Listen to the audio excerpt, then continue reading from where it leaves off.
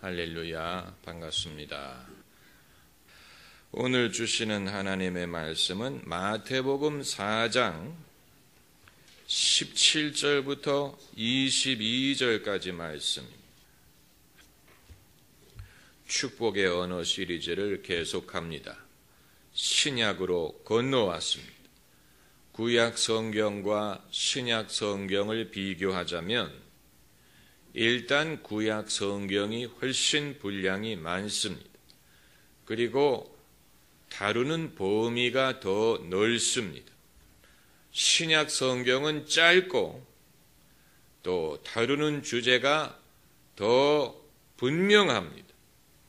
구약 성경이 인생과 신앙 전반을 다루는 책이었다면 구약 성경은 좀 더 초점이 분명한 책이라고 볼 수가 있습니다. 구약 성경이 서론이라면 신약 성경은 본론입니다. 구약 성경이 예표라면 신약 성경은 실체, 그런 의미로 신약 성경이 사용하는 단어가 마지막 때 혹은 말세라는 단어입니다. 이 말세라는 말은 세상이 하도 험해서 망할 때가 됐다, 그런 의미로 쓰인 것이 아닙니다. 우리가 말세야 말세 할 때 그런 의미가 아니고 신약 성경이 말세라는 말을 쓸 때는 약속의 때, 성취의 때, 기다리던 그때, 마침내, 드디어 이런 뜻을 담고 있다고 보면 됩니다. 오늘 본문 17절에서 예수님이 공생애 최초로 하신 말씀을 기록하고 있는데 마태는 단순하게 회개하라 천국이 가까웠느니라 라고만 말씀하셨다고 기록을 했지만 마가복음은 때가 찼고 하나님 나라가 가까웠으니 회개하고 복음을 믿어라 라고 좀 더 자세하게 기록을 하고 있습니다. 말세라는 말은 때가 찼다라는 뜻입니다. 기다림의 때가 끝났다라는 말이고 본론이 시작되었다, 성취가 시작되었다라는 뜻입니다. 이 모든 것을 이루신 분이 예수님이, 그렇기 때문에 예수님 이후에는 더 이상의 예표가 없고 더 이상 기다릴 분이 없고 더 이상 다른 길이 없고 더 이상 다른 이름이 없는 것입니다. 이것은 하나님이 만세 전부터 예비하신 것이지만 예수님이 오셨을 때 비로소 성취된 것입니다. 그렇기 때문에 예수님이 오신 후에는 더 이상 변명의 여지가 없고 더 이상 유예가 허용되지 않습니다. 예수님이 오시기 이전에는 유예가 있었을지 모르지만 예수님이 오신 후에는 요한복음 3장에 있는 말씀처럼 믿지 않는 자는 벌써 심판을 받은 것이니라. 이제는 영생 아니면 심판이, 천국이 가까웠지만 천국이 가까웠다는 말은 동시에 무엇을 뜻하겠습니까? 심판도 그만큼 가까웠다는 얘기. 그런데 이제 오늘 본문에 어떤 축복의 언어가 있다는 말이냐? 예수께서 공생애를 시작하실 때 제일 처음에 4명의 남자에게 약속의 말씀을 하셨습니다. 4명의 남자, 베드로, 안드레, 요한, 야고보, 4명의 남자, 이들이 젊은이였는지 중년이었는지는 우리가 알 수 없습니다. 다만 야고보와 요한이 아버지와 함께 고기를 잡고 있었다는 말씀을 보건대 이들이 아버지와 함께 일할 수 있는 나이였다면 젊은이였을 것이다. 그러므로 젊은 어부였을 것이라고 우리가 추정을 하는 것입니다. 예수님의 축복의 말씀이 이들에게 하신 약속 속에 들어 있습니다. 나를 따라오너라. 내가 너희로 사람을 낚는 어부가 되게 하리라. 어부가 되라 하고 말씀하신 게 아니고 내가 너희로 사람 낚는 어부가 되게 하리라 라고 약속하셨어요. 교회를 세우는 것을 말씀하실 때도 내가 이 반석 위에 내 교회를 세우리라 말씀하신 것처럼 제자들이 사람 낚는 어부가 되는 것에 대해서도 내가 너희를 사람 낚는 어부가 되게 하리라 라고 말씀하셨습니다. 그러므로 이것은 부르심과 동시에 약속인 것입니다. 이 네 남자가 직장이 없는 사람들이 아니에요. 무의도식하는 사람들이 아니고 방황하는 사람들이 아니에요. 예수님이 방황하는 인생을 불러서 이 일을 맡기신 게 아니에요. 이들은 이미 프로페셔널한 어부들이었어요. 그들은 배를 소유하고 있었고 그물을 소유하고 있었고 함께 일하는 사람들도 있었습니다. 그들은 이미 어부로 뼈가 굵은 사람들이, 그런데 예수님이 이들을 만나셔서 새로운 목표를 제시하신 것입니다.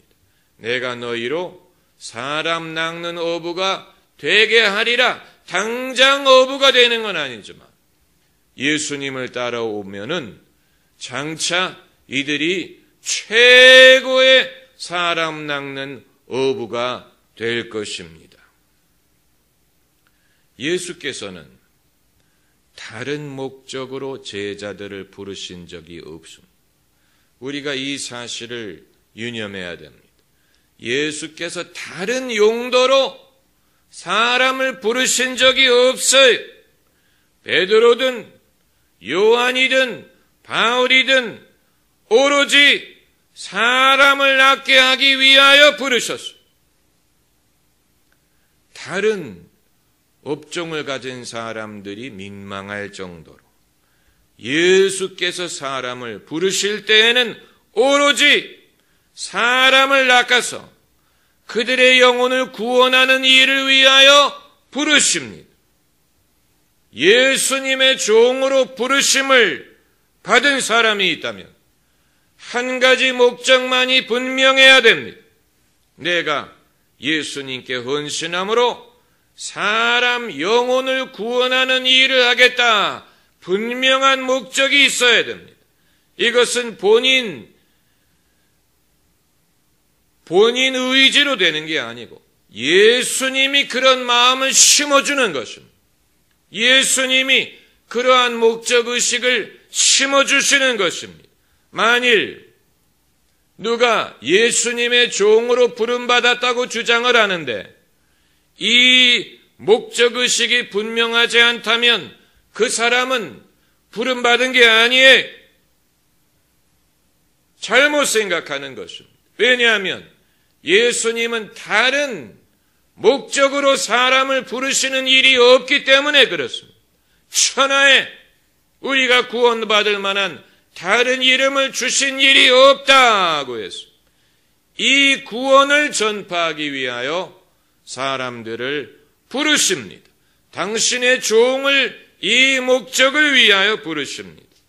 그리고 예수님의 종으로 부름을 받은 적이 있는데 이 목적의식이 희미해졌다면 그 사람은 회개해야 됩니다. 그리고 본래 소명을 되찾아야 됩니다. 그 소명을 되찾기 전에는 그 사람은 능력도 경험할 수 없고 담대함도 갖지 못하고 그리고 자신의 일에 대한 소신도 갖지 못할 것입니다. 그런데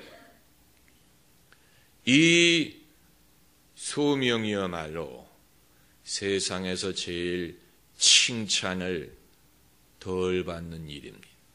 여러분, 이 사실을 우리가 알아야 됩니다. 교회가 사람을 열심히 낚는 일에 대해서는 세상은 관심도 갖지 않고 중요하게 여기지도 않습니다. 여러분, 그 사실을 아세요? 교회가 열심히 사람을 낚는 일에 대해서 세상은 뭐라고 비난 안 하면 이건 성장지향주의다. 교회 이름을 알리려는 것이다. 교회를 홍보하려는 것이다. 이것은 인간의 야망이다. 이런 식으로 그것을 호도합니다. 사람을 많이 낚으려고 하는 것을 마치 교회의 영광을 위하는 것으로, 목사의 자랑을 위하는 것으로 호도합니다. 그래서 사람을 열심히 낚으려는 주의 종들이 오히려 비난을 받습니다. 그리고 중심이 흔들리게 합니다. 내가 이기적인가? 내가 야망이 너무 많은가? 내가 욕심을 부리는가? 내가 나의 영광을 추구하기 위하여 이 일을 하고 있다는 얘기인가? 중심이 흔들리게 만들고 목적의식을 잃어버리게 만드는 일이 많아요. 그럼 세상은 어떤 일을 칭찬하느냐? 경건해 보이기도 하고 착하게 보이기도 하고 공평하게 보이기도 하는데 실제로는 예수님이 제시하신 목적에서 교묘하게 벗어나는 일, 그런 것들을 세상은 칭찬하고 부추기고 그런 것들을 인정하려고 합니다. 여기에 교회의 고민이 있는 것입니다. 세상이 은유적으로 교회에 요구하는 것은 너희들 교세 확장하려고 하지 말아라.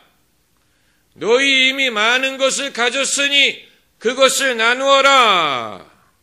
이런 식으로 사람을 열심히 낚으려고 하는 일에 대하여 돌을 던지는 경우가 많아요.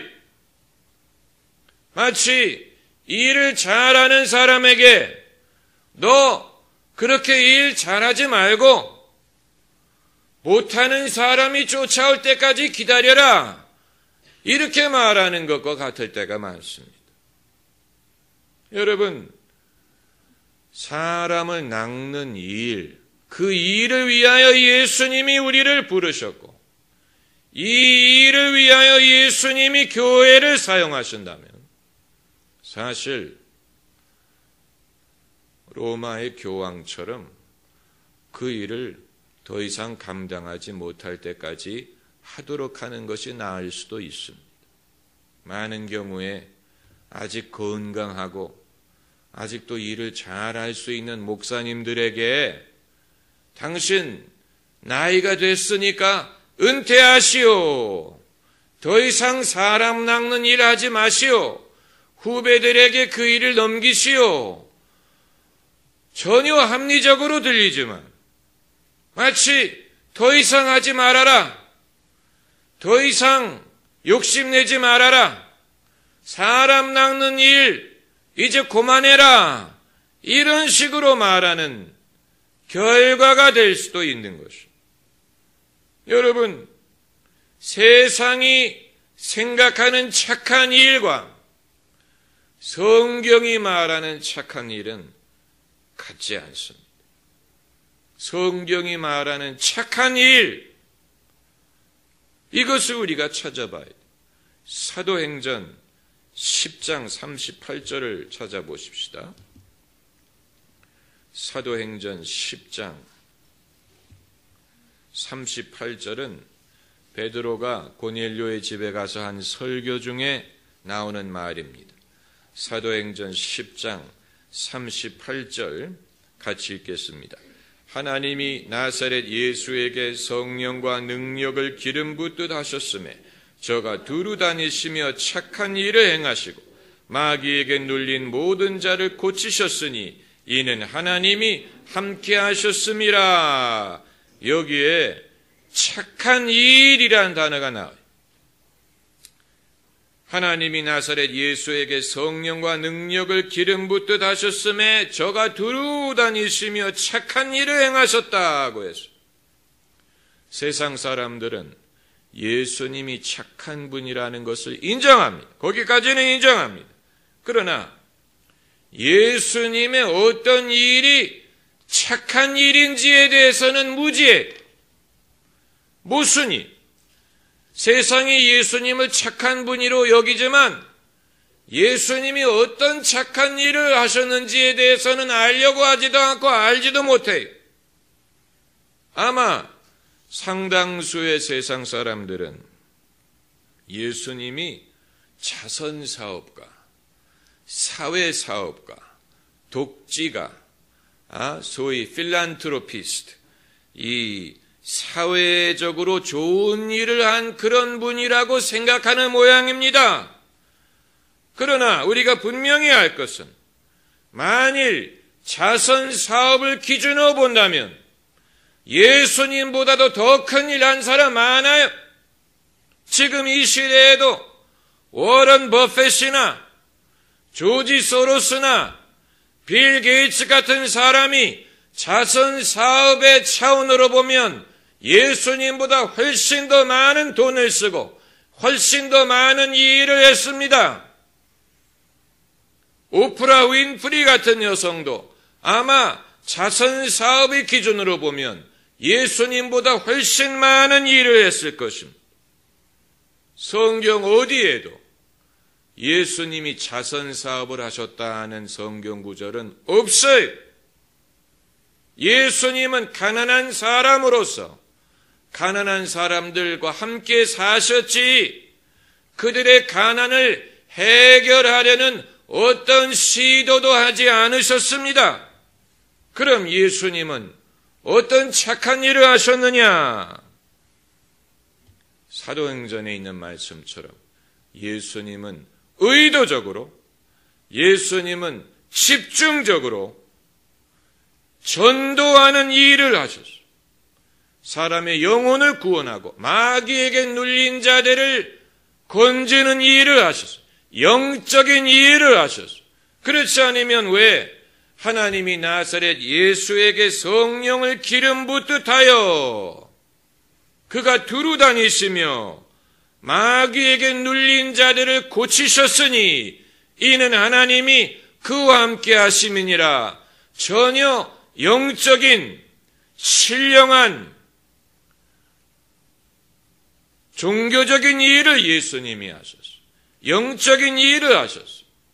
사람을 구원하고 마귀를 내쫓고 성령 주도적인 일을 하셨고 이것을 성경은 착한 일이라고 부르는 예수님이 하신 착한 일은 이런 것입니다. 그러니까 예수님을 믿지 않는 많은 사람들이 예수님이 하신 일이 뭔지 알지도 않고 알려고 하지도 않으면서 예수님을 선한 분, 성자라고 부르는 것은 이상한 것입니다. 예수님이 하신 일은 인정하지 않으면서 어떻게 예수님을 선한 분이라고 부릅니까? 그렇다면 예수님이 하신 일을 믿던가? 믿지 않는다면 예수님을 선한 분이라고 하지 말던가? 왜 선한 분이라고 부르면서 그 일을 인정하려고 하지 않는 것입니까? 이상한 것이죠. 이 제자들에게 약속하신 것도 마찬가지. 이 성경 구절 하나만 더 보십시다. 마가복음 1장 38절. 마가복음 1장 38절. 신약 성경의 장점은 동네가 작기 때문에 누구네 집이 어딘지를 찾기가 쉬워요. 구약 성경은 호주 같은 큰 대륙을 간 것 같아가지고 어디 찾아가려면 한참 가야 되는데 신약 성경은 마치 싱가포르 같은 작은 나라 같아가지고 동네를 쉽게 찾을 수가 있습니다. 이 마가복음 1장 38절 우리 같이 읽으십시오. 이르시되 우리가 다른 가까운 마을들로 가자. 거기서도 전도하리니 내가 이를 위하여 왔노라. 예수님이 나는 무엇을 위하여 왔느냐? 한마디로 말씀하셨어요. 전도하리니 내가 이를 위하여 왔노라. 다시 말하면 영혼을 구원하는 일을 위하여 사람을 낚는 일을 위하여 오셨고, 제자들을 부른 목적도 마찬가지. 다른 일을 위하여 제자들을 부르신 것이 아닙니다. 그렇다면 아마 여러분은 저에게 이런 질문을 하실 것입니다. 목사님은 사람 낚는 일을 하고 계십니까? 당연하지요. 매일 합니다. 매일 열심히 합니다. 하나님의 말씀을 전하는 사역을 통하여. 하나님이 저에게 주신 은사는 말씀을 가르치고 전하는 일이, 저는 이것을 통하여 영혼 구원하는 일을 열심히 하려고 애를 씁니다. 설교 사역을 통하여.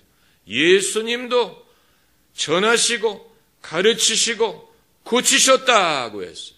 예수님이 다니시면서 하신 일이 프리칭, 말씀을 선포하는 일, 티칭, 가르치는 일, 그리고 힐링, 고치시는 일을 하셨어요. 이것이 예수님의 사역의 주된 메뉴였어요. 저는 지난 20년 동안 부지런히 열심히 집중적으로 이 일을 하고 있습니다. 아마 여러분이 두 번째로 하시는 질문은, 그럼 우리 교회가, 우리가 사람을 낳기 위하여 하는 일은 무엇입니까? 그 대답은, 일단 여러분은 제가 낚은 사람이고, 요즘은 낚는다는 말을 나쁜 말로 쓰지요. 보이스 피싱이라든가, 낚였다라든가, 나쁜 놈들이 성경적인 언어를 가져다가 나쁜 용도로 써가 낚인다는 말을 나쁜 뜻으로. 그런데 예수님은 사람을 낚는다는 말씀을 쓰셨어요. Fisher of men, 사람을 낚는 어부라고 말씀하셨어요. 일단 여러분은 제가 낚은 사람이고, 그리고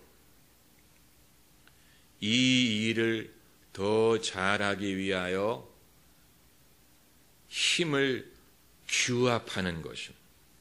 그것이 우리 교회가 사람을 낳기 위하여 해야 되는 일입니다. 그것은 여러분이 목회자의 사역을 돕고 보필하고 그리고 곱해 나가는 것입니다. 곱해 나가는. 이 일은 2, 2는 4, 2, 4, 8 곱하기지요. 이 교회의 역할은 하나님이 종이 하는 이 일을 곱해 나가기 위한 것입니다. 무엇을 목적으로? 사람을 낳기 위해서 힘을 규합하는 것입니다. 그래서 예컨대 왜 여자 성도님들이 여성셀 활동을 하는 것이 중요하냐? 여성셀 활동이 활성화될수록 여성들을 구원할 수가 있기 때문에 그런 것입니다. 왜 젊은이들이 교회만 나오면 됐지 청년부를 굳이 나가야 되느냐? 청년부 활동을 함으로써 청년들을 구원할 수 있는 힘을 규합하기 위한 것입니다. 왜 대학생들이 예배만 드리지 대학부를 나와야 되느냐? 대학부를 나옴으로 대학생들을 건질 수 있는 힘을 규합하기 위한 것입니다. 한 사람이 할 수 있는 것과 믿는 사람들이 힘을 합쳤을 때 할 수 있는 것은 스케일이 달라져요. 곱하기가 돼. 이것을 위해서 교회가 같이 힘쓰고 같이 일하기 위한 것입니다. 이건 당연한 것이 아니냐? 당연하지 않습니다. 많은 사람들이 그 핵심을 잃어버려서 이런저런 좋은 일을 많이 해야 되는 건 아는데 핵심을 떠나갈 때가 많아요. 핵심을 떠나가요. 사람을 낳기 위한 것이라는 목적을 잃어버리면 그때부터 우리는 헤매기 시작합니다. 그래서 이런 요구도 하고 저런 것도 하고 좋은 일을 많이 해야 되는 줄로 아는데, 그러나 아무리 좋은 일을 하더라도 사람을 낚는 이 일을 목적으로 하고 그것을 위하여 좋은 일을 하는 것이 아니라면 우리는 적어도 예수님이 당신의 제자들을 부르신 그 목적에서 벗어나는 것입니다. 여러분이 이해를 하실 줄 믿습니다. 그런데 왜 이 소명이 축복이냐? 왜 이것이 축복의 언어, 그 중에서도 가장 귀중한 예수님이 당신을 제일 가까이 따르게 될 제자들에게 하신 가장 귀중한 축복이 여기에 담겨져 있느냐? 그 이유는 사람이 이 땅에 살면서 이룰 수 있는 일 중에 가장 귀중한 일이 사람을 낚는 일이기 때문에 그렇습니다. 여러분, 사람들은 그들이 제일 먼저 인생에서 원하는 것은 사랑을 받는 것입니다. 대부분의 사람들은 사랑을 받기 위하여 헤맵니다. 이 사람에게 갔다, 저 사람에게 갔다. 사랑을 받고자 애씁니다. 그건 자연스러운 것입니다. 사랑을 받으려고. 하지만 사랑을 받고자만 하는 사람에게 이 세상에는 남들이 너무 많아. 이방인들이 너무 많아. 나를 몰라주는 사람들이 너무 많아. 그렇기 때문에 늘 고독해. 거기에서 이제 한 걸음 더 발전하면 사랑을 받는 것이 아니고 사랑을 베풀기 위해서 사는 사람들이 있죠. 이건 좀 더 강력한 동기고 좀 더 큰 이 보람을 가져다 줍니다. 대단한.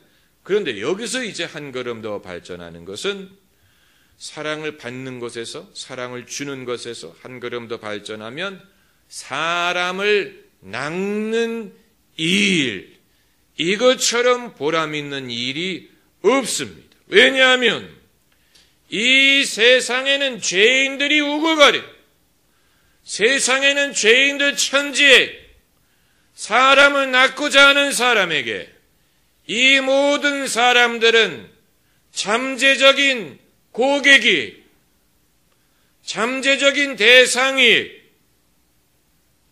사랑을 받고자 하는 사람들에게는 이 세상의 수많은 사람들이 관계없는 사람, 상관없는 사람으로 끝나버려요. 사랑을 베풀고자 하는 사람도 이 세상의 많은 사람을 어떻게 다 동시에 사랑합니까? 그러나 사람을 낚고자 하는 사람에게 이 세상 5대양 6대주에 있는 사람은 다 잠재적인 대상이 그들을 낚고자 하는 비전을 성령이 우리에게 주십니다. 그렇기 때문에 땅끝까지 이르러 내 증인이 되리라 말씀하시고 가서 모든 족속으로 제자를 삼고 세례를 주고 내가 분부한 모든 것을 가르쳐 지키게 하라. 모든 백성, 모든 나라, 만민에게 복음을 전파하라. 만민이 대상이 되는, 그들은 더 이상 나와 상관이 없는 사람들이 아니고 성령의 능력으로 하나님이 허락하시면 내가 얼마든지 건질 수 있는 대상이에요. 얼마나 광대하고 얼마나 멋있고 얼마나 보람 있는 일입니까? 그런데 이것은 내 의지로 되는 게 아니고 하나님의 능력으로 가능한 일입니다. 성령의 능력으로만 가능한 일이에요. 성령의 능력으로만 가능한 일입니다. 주님이 우리를 사람 낚는 업으로 만드실 수 있다면 이것은 가장 귀중한 일을 맡기시는 것입니다. 그렇기 때문에 제자들에게 그 일을 맡기신 거예요. 누구에게 귀중하다는 얘기냐? 사람들에게 귀중하고 주님에게 귀중. 둘 다 귀중해. 사람에게도 귀중하고 주님에게도 귀중합니다. 그렇기 때문에 여러분은 구원을 받기를 싫어하는 사람들 때문에 이 소신을 잃어버려서는 안 됩니다. 많은 경우에 낚이기를 싫어하는 사람을 겪으면 위축이 됩니다. 세상은 우리를 비난합니다. 기독교인들은 거만하다. 기독교인들은 배타적이다. 기독교인들은 남의 종교를 얕본다. 이런 식으로 사람을 낚으려는 노력을 비난하고 그 의지를 꺾으려고 하고 용기를 꺾으려고 하고 소신을 잃어버리게 하려고 합니다. 그러나 우리는 그것을 허락해서는 안 돼. 사람을 낚는 일은 예나 지금이나 귀중한 것은 마찬가지. 다만 내 힘으로 더 사람을 잘 낚으려고 애쓸 필요는 없어. 왜냐하면 우리가 사람 낚는 어부가 되게 하시는 분이 누굽니까? 예수님이기 때문에. 우리는 무엇만 하면 됩니까? 예수님을 따르기만 하면 돼. 예수님이 하신 말씀 그대로 너희는 나를 따라오너라. 내가 너희로 사람을 낚는 어부가 되게 하리라. 사람 낚는 어부가 되게 하시는 분은 예수님이에요. 우리는 예수님을 따르기만 하면 됩니다. 할렐루야. 기도하십시다.